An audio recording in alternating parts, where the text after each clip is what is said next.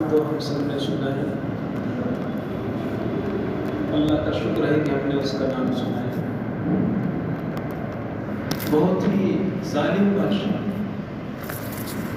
یعنی ایسا بادشاہ جو اپنے آپ کو انا ربکم الاعلی کہتا تھا، قرآن پاک نے نقل کیا کہ میں تمہارا سب سے بڑا پروردگار ہوں۔ وَهَذِهِ الْأَنْهَارُ تَجْرِي مِن تَحْتِي، وہ یہ کہتا تھا کہ مصر میں جو دریائے نیل بہہ رہا ہے میرے اشاروں پہ چلتا ہے۔ وہ یہ کہتا تھا کہ سورج نکل رہا ہے، چاند ڈوب رہا ہے، یہ سب میرے اشاروں اور حکموں پہ ہو رہا ہے۔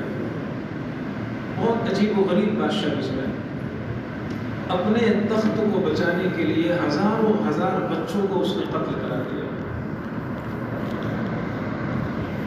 تو اس نے اپنی بیٹی کا میک اپ کرنے کے لیے ایک باندھی رکھ رکھا تھا اپنے گھر پہ، اور بالوں کو سنوارنے کے لیے آج کل جو بال بناتے ہیں بیوٹی پارلر وغیرہ میں، یہ سب اولڈ فیشن آج کا نہیں ہے، بہت پرانا ماڈل ہے۔ تو فرعون نے اپنی بیٹی کے بالوں کو سجانے کے لیے اور بہترین طریقے سے ان کو بنانے کے لیے ایک باندھی رکھ رکھی تھی گھر میں۔ اس کی ڈیوٹی صرف یہی تھی۔ کوشش کروں گا کہ یہ پورا ہو جائے مختصر انشاءاللہ۔ تو اس نے ایک مرتبہ، اچھا اللہ کا کرنا ایسا ہوا کہ وہ جو مشاطہ تھی، جو باندھی تھی، جو میک اپ کرنے والی، وہ ایمان والی تھی۔ اس نے فرعون کے محل میں اپنے ایمان کو چھپا رکھا تھا، کیونکہ اسے پتا تھا کہ اگر ذرا سا بھنک لگ گئی فرعون کو تو بوٹی الگ، ہڈیاں الگ، ٹکڑے ٹکڑے کر دے گا وہ۔ تو اللہ جب کسی چیز کو ظاہر کرنا چاہتا ہے، دنیا کی کوئی طاقت اسے نہیں چھپا سکتی۔ اس لیے بند کمروں میں گناہ مت کیا کرو، کوئی دیکھنے والا نہیں۔ خدا کو جب ظاہر کرنا ہوگا، ذلیل کرنا ہوگا، منٹوں سیکنڈوں میں ذلیل کر دے گا۔ اسے ذلیل کرنے کے لیے کیمروں کی ضرورت نہیں ہوتی۔ وہ جب ذلیل کرنا چاہے گا تو بند کمروں میں بھی انسان کو ذلیل کر سکتا ہے۔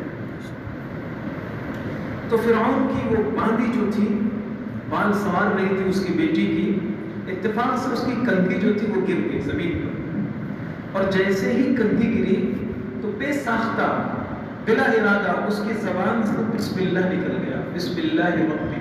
جب اس نے کنگھی اٹھایا تو اس کی زبان سے نکل گیا بسم اللہ ربی، اللہ کے نام سے جو میرا رب ہے۔ پتہ چلا کہ ہمارے جو بزرگ اور ایمان والے اور اللہ والے وہ ہر کام میں بسم اللہ پڑھتے تھے، آج سے نہیں، پرانے زمانے سے۔ فرعون کے گھر میں رہنے والی باندھی وہ کنگھی اٹھا رہی ہے، بسم اللہ پڑھتے تھے۔ ہمارے نبی نے تو ہم کو بہت سکھلایا ہے، ہمارے پیغمبر نے سکھلایا، ڈور بند کرو، دروازہ بند کرو، بسم اللہ پڑھ لیا کرو، گاڑی میں بیٹھو بسم اللہ پڑھو، مسجد آؤ بسم اللہ پڑھو، کھانا کھاؤ بسم اللہ پڑھو، پانی پیو بسم اللہ پڑھو۔ یعنی اتنا نبی نے بسم اللہ سکھلایا ہے کہ حیرت ہوتی ہے، چھوٹی چھوٹی چیزیں بسم اللہ پڑھ لیا کرو۔ کیوں؟ اس کی ایک الگ وجہ ہے، وقت میں وہ ہو نہیں پائے گا، اس کی الگ وجوہات ہے، پھر انشاءاللہ کسی موقع پر۔ لیکن ابھی ایک بات یہ عرض کرنا ہے کہ اس باندھی نے بسم اللہ ربی پڑھ کر کے کنگھی اٹھایا۔ فرعون کی جو بیٹی تھی وہ کہنے لگی، اچھا میرے ابا ہی کو تم اللہ اور اس کا رب مان رہی ہو نا؟ یعنی وہ بیٹی نے یہ کہا کہ اللہ اور رب سے مراد میرا باپ ہے، اور تم جو پڑھ رہی ہو بسم اللہ ربی، اس کا مطلب فرعون کو کہہ رہی ہو کہ فرعون ہی اللہ ہے، فرعون ہی میرا رب ہے۔ اب اس دو آپشن تھے، یا تو وہ اپنا ایمان چھپاتی یا اپنی جان بچاتی۔ اس خاتون نے کہا نہیں، فرعون میرا رب نہیں، بسم اللہ ربی، میرا رب وہ اکیلا اور تنہا ہے جو کسی چیز کا محتاج نہیں۔ فرعون کا پیشاب اگر نہ نکلے ناچا ناچا پھرے گا، فرعون کے سر میں درد ہو جائے، نیند اڑ جاتی ہے، وہ کھانے کا محتاج ہے، وہ سونے کا محتاج ہے، وہ نیند کا محتاج ہے، وہ اپنے کاموں میں دوسروں کا محتاج ہے، اسے ہیلپ اور تعاون چاہیے، معاونت چاہیے، اور جو محتاج ہے وہ خدا نہیں ہو سکتا ہے، جو محتاج ہے وہ کبھی خدا نہیں ہو سکتا۔ اللہ تبارک و تعالیٰ نے حضرت عیسیٰ علیہ السلام کو یہ لوگ خدا مانتے ہیں، کرسچن لوگ۔ وقالت اليهود عزير ابن الله وقالت النصارى المسيح ابن الله، عیسائی کہتے ہیں خدا ہے۔ تو قرآن پاک نے یہ ذکر کیا، یہ پوائنٹ ذکر کیا، وَأُمُّهُ صِدِّيقَةٌ كَانَا يَأْكُلَانِ الطَّعَامَ۔ ارے خدا کے بندو، حضرت عیسیٰ کو کیسے خدا کہہ سکتے ہو؟ حضرت عیسیٰ بھی کھانے کے محتاج ہیں۔ اللہ کے بندے ہیں وہ، اگر ان کو 2 وقت بھی کھانا نہیں ملے گا، 4 وقت کھانا نہیں ملے گا، پریشان ہو جائیں گے. یعنی وہ زندگی گزارنے کے لیے کھانے کے محتاج ہیں، اور جو کسی چیز کا محتاج ہو وہ کبھی خدا نہیں ہو سکتا. خیر بہرحال میں بات تو تھوڑا سا مختصر کر رہا ہوں کہ اس باندی نے کہا، اس خاتون نے کہا میں کبھی فرعون کو خدا نہیں مان سکتی، وہ ہر چیز میں دوسرے کا محتاج ہے. بیٹی نے کہا ابھی بول دوں گی ابا سے، ابھی فرعون کو بول دوں گی. خاتون بھی اللہ کی بندی، اس نے کہا بول دے جا کر، اب جو دیکھا جائے گا فَقْضِ مَا أَنْتَ قَاضٍ، جو ہوگا دیکھ لیا جائے گا. وہ اٹھی اور بول دیا فرعون سے. فرعون جب ساری سلطنت میں ایک بھی ایمان والا ظاہر ہو کر کے اس کے خلاف نہیں چل سکتا تھا، پھر اس کے بیڈ روم میں، اس کے محل میں ایمان زندہ ہو، یہ کیسے برداشت کر سکتا تھا؟ اس نے اسے بلایا، اور بہت دنوں سے وہ کام کر رہی تھی. ادھر عمر خاتون تھی، اس کے بہت سارے بچے تھے، ایک دودھ پیتا بچہ بھی تھا، حدیث میں اس کا ذکر ہے. تو اس نے سمجھایا کہ تم کم سے کم اپنے بچوں کی لائف کو سوچو. کہنے لگے نہیں، میں نے تو مان لیا آمنت برب ہارون و موسیٰ، میرا رب وہی ہے جو موسیٰ کا رب ہے، ہارون کا رب ہے، میں فرعون کو کبھی خدا نہیں مانتی. کیا ایمان تھا، کیسے ایمان رہا ہوگا اس خاتون کا. کہنے لگی کچھ بھی ہو جائے. فرعون نے کہا اچھا. ایک بڑی سی تانبے یا پیتل کی ڈیگ لانے کا اس نے کڑھاؤ جسے بولتے ہیں، بڑی سی، اس کو جمع کرنے کا حکم دیا، لایا جائے. پرانے لوگ بیٹھے ہوئے. پیتل اور تانبا جلدی گرم نہیں ہوتا، لیکن جب ایک بار گرم ہو گیا نا تو بہت گرم ہو گیا. بڑی سی ڈیگ لانے کا حکم دیا، اور پھر اس میں تیل بھر دیا گیا. آگ کے انگارے دہکا دیے گئے، تیل کڑکڑانے لگا، ایک دم کھول گیا تیل. فرعون نے پورے اپنے سلطنت کے وزراء کو، سارے لوگوں کو جمع کیا، اور جمع کرنے کے بعد کہا، پھر اسے بلایا. اس کے بچے بھی تھے، ایک دودھ پیتا بچہ بھی تھا، اس کو بلایا اور اسے آخری مرتبہ وارننگ دی. فرعون کسی کے ساتھ ایسا نہیں کرتا تھا، لیکن چونکہ یہ بہت دنوں سے اس کے گھر میں رہتی تھی، محل میں اس کی بیٹیوں کو سنوارا سجایا، اس لیے فرعون تھوڑا سا دلی اس کے اندر آ گیا. اس نے کہا آخری چانس دے رہا ہوں، اگر ذرا سا بھی تو نے میری بات نہیں مانی، پہلے تیرے بچوں کو پکایا جائے گا، پھر آخر میں تجھے ڈالا جائے گا. مسند احمد کے اندر یہ واقعہ لکھا ہے، حدیث کی کتاب ہے. فرعون نے جب کہا، اس نے کہا نہیں، میں اب کفر کا سودا کبھی نہیں کر سکتا، میں اب کفر کبھی قبول نہیں کر سکتا. فرعون نے کہا ٹھیک ہے کوئی بات نہیں.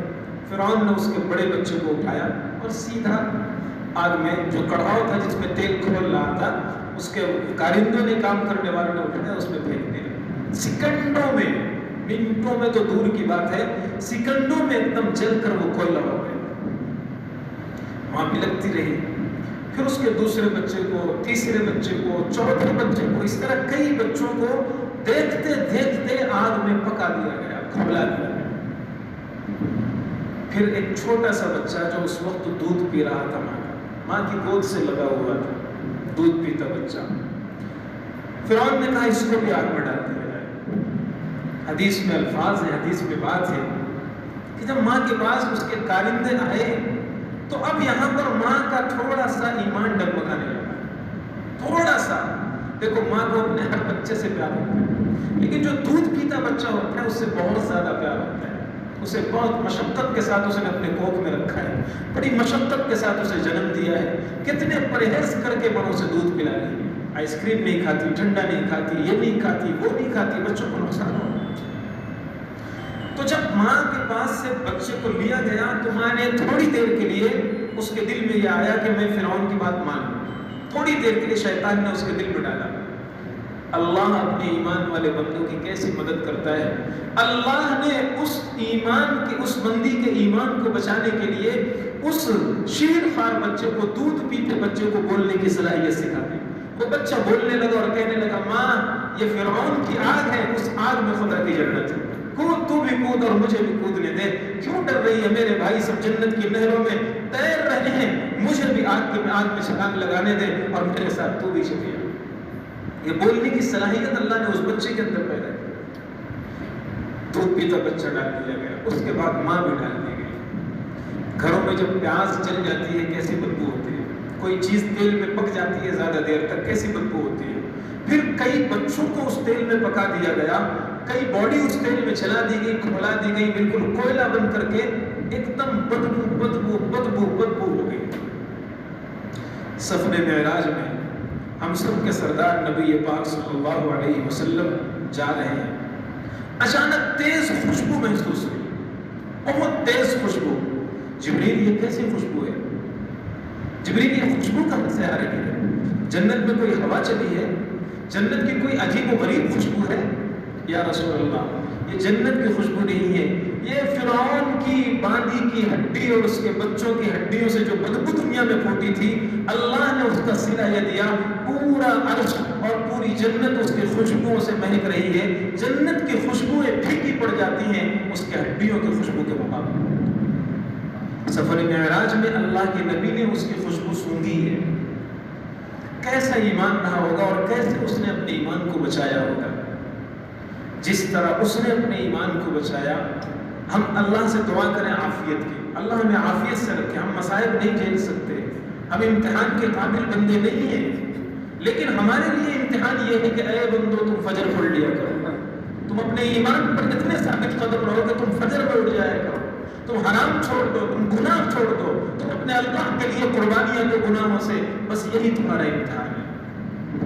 وآخر دعوانا الحمدللہ رب العالمین. اللہ ملک کی توفیق عطا فرمائے اور ہم سب کا ایمان سلامت رکھے. سبحان اللہ.